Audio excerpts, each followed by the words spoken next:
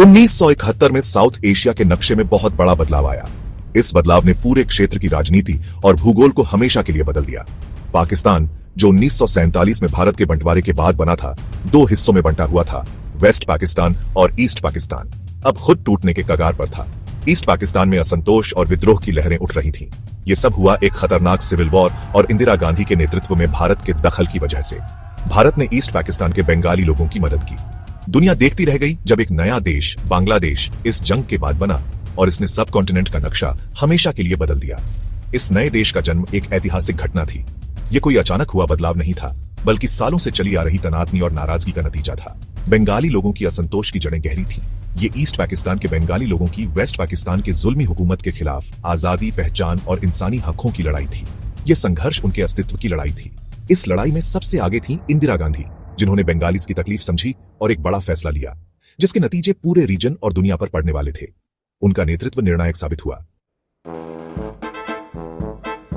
East Pakistan में नाराजगी की शुरुआत पाकिस्तान बनने के साथ ही हो गई थी। दोनों जगहों के लोग मुसलमान थे, लेकिन ईस्ट और वेस्ट पाकिस्तान में जमीन का फासला बहुत ज्यादा था और कल्चर और भाषा भी अलग थी। ईस्ट पाकिस्तान के बंगाली लोग, जो पाकिस्तान की ज्यादातर आबादी थे, वेस्ट पाकिस्तान के हुक्मरानों द्वारा दबाए और अलग थलग किए जा रहे थे।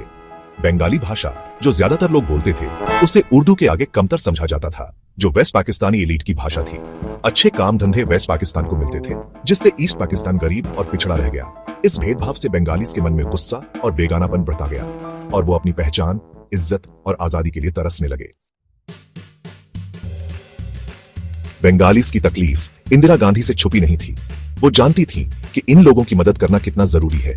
एक ऐसी लीडर जो इंसानी हकों और इंसाफ में यकीन रखती थी, उन्होंने हमेशा मानवता को सबसे ऊपर रखा। वो पाकिस्तानी फौज की ईस्ट पाकिस्तान के बेगुनाह लोगों पर हो रही ज्यादतियों से बहुत दुखी थीं। उनके दिल में उन पीड़ितों के लिए गहरा दर्द था। लाखों रेफ्यूजीज का हिंसा और जुल्म से बचने के लिए भारत आना उनके फैसला लेने के इरादे को और मजबूत करता गया। ये रेफ्यूजीज अपने घर बार छोड़कर भारत में शरण लेने आए थे, लेकिन किसी दूसरे देश के मामले में दखल देना एक खतरनाक कदम था, जिससे दुनिया भर में विरोध और बड़ी जंग होने का डर था। अंतर्राष्ट्रीय स्तर पर भी इसका असर पड़ ही सकता था। फिर भी इंदिरा गांधी ने अपने दयालु स्वभाव और दूरदर्शिता के चलते कदम उठाने का फैसला किया। उन्होंने सोचा कि अगर अभी कदम नहीं उठाया गया तो हालात और बिगड़ सकते हैं। उन्होंने समझा कि ईस्ट पाकिस्तान में हो रहे जुल्म को अब और नजरअंदाज नहीं किया जा सकता और भारत का फर्ज बनता है कि वो मजलूम बंगालीज के साथ खड़ा हो। ये एक नैतिक जिम्मेदारी थी जिसे वो टाल नहीं सकती थी। सेक्शन 4, मुक्ति वाहिनी की मदद, आजादी के लिए भारत का साथ। इंदिरा गांधी का बंगाली लोगों के लिए समर्थन सिर्फ बातों तक सीमित नहीं था। उन्होंने मुक्ति वाहिनी, जो ईस्ट पाकिस्तान की आजादी के लिए लड़ने वाली बंगाली गेरिला फोर्स थी, को असला और दूसरी जरूरी चीजें मुहैया कराई।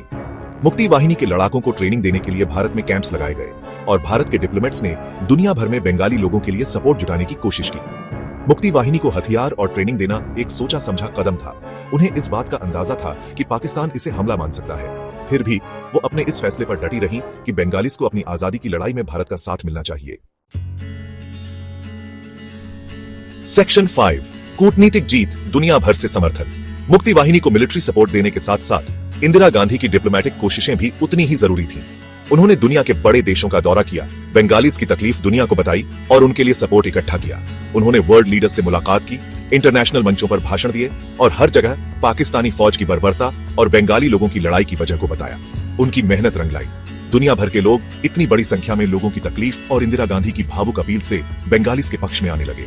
पाकिस्तान पर अंतर्राष्ट्रीय दबाव बढ़ने लगा कि वो हिंसा बंद करे और कोई पॉलिटिकल हल निकाले। सेक्शन 6, जंग और आजादी की सुबह, बांग्लादेश का जन्म। यह एक ऐतिहासिक घटना थी जिसने दक्षिण एशिया के भूगोल को बदल दिया। 3 दिसंबर 1971 को हालात और बिगड़ गए जब पाकिस्तान ने बंगाली लोगों के विरोध को कुचलने की कोशिश की।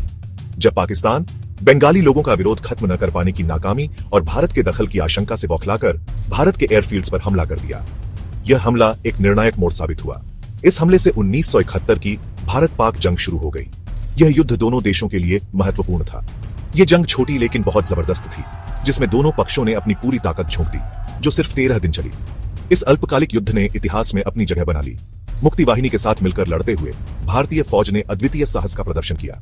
भारतीय फौज ने पाकिस्तानी फौज को बुरी तरह हरा दिया, जिससे युद्ध का अंत निकट आ गया, जिसने 16 दिसंबर 1971 को ढाका में हथियार डाल दिए। यह एक निर्णायक क्षण था। इस ऐतिहासिक जीत के साथ एक नए देश का जन्म हुआ, बांग्लादेश। यह स्वतंत्रता की एक नई सुबह थी। दुनिया के नक्शे पर बांग्लादेश का आना बंगाली लोगों के हौसले, मुक्ति वाहिनी की कुर्बानियों और इंदिरा गांधी के नेतृत्व में भारत के अटूट समर्थन का प्रमाण था। यह संघर्ष और बलिदान की कहानी है और इंदिरा गांधी के नेतृत्व में भारत के अटूट समर्थन का प्रमाण था। इस समर्थन ने बांग्लादेश को एक नई पहचान दी।